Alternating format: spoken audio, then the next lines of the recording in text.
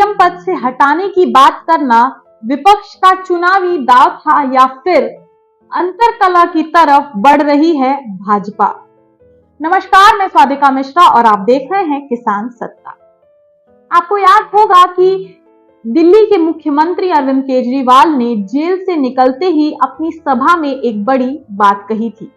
अरविंद केजरीवाल ने कहा था कि अगर लोगों ने इस बार भी एनडीए को वोट दिया और एनडीए जीत गई तो जीत के बाद ही बीजेपी योगी आदित्यनाथ को सीएम पद से हटा देगी।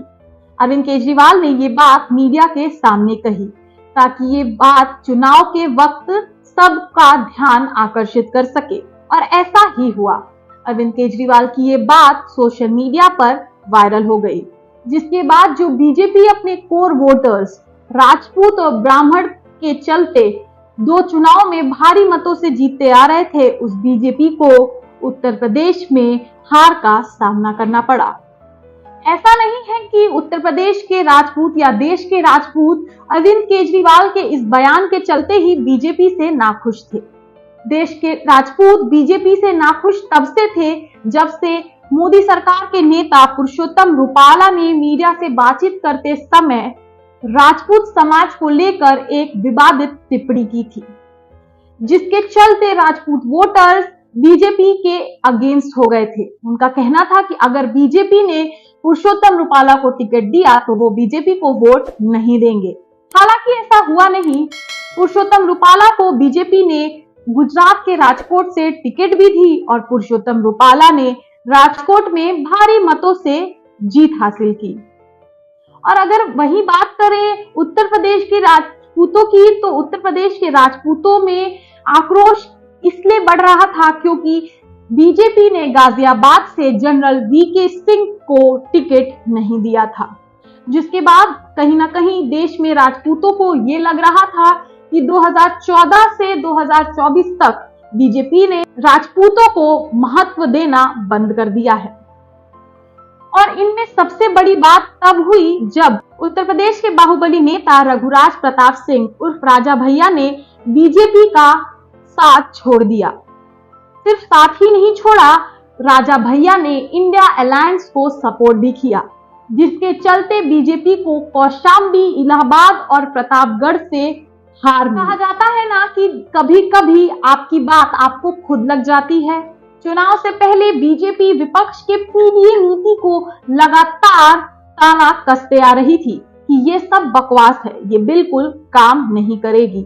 लेकिन उत्तर प्रदेश में विपक्ष की पीडीए नीति पूरी तरह से काम की, वहीं बीजेपी की धर्म और मंदिर नीति उत्तर प्रदेश में काम नहीं की, जिसका परिणाम साफ साफ इलेक्शन के रिजल्ट में देखने को मिला है। अब इसमें सबसे बड़ा सवाल ये उठ रहा है कि क्या लोग बीजेपी से खुश नहीं हैं या लोग मोदी से खुश नहीं हैं? क्योंकि जहां बीजेपी नेता शिवराज सिंह चौहान को 8 लाख वोटों से जीत मिली है, वहीं नरेंद्र मोदी को 1.5 लाख वोटों से जीत मिली है, जो पिछले चुनाव के तुलना में बहुत कम है। अब ये रिजल्ट सबसे बड़ा प्रश्न ये उठा रहा है कि क्या लोग नरेंद्र मोदी को पसंद नहीं कर रहे हैं? क्योंकि अगर लोग बीजेपी को पसंद नहीं करते तो बीजेपी के दूसरे नेताओं को भी वोट नहीं देते, लेकिन ऐसा नहीं है। लोग बीजेपी के दूसरे नेताओं को वोट कर रहे हैं, लोग बीजेपी को एक्सेप्ट करने के लिए तैयार हैं, लेकिन अब कहीं ना कहीं लोग नरेंद्र मोदी की नीतियों से खुश नहीं हैं। अब इनमें सबसे महत्वपूर्ण बात चुनाव के रिजल्ट के बाद से ये आ रही है कि बीजेपी को सबसे बड़ा झटका उत्तर प्रदेश से मिला है।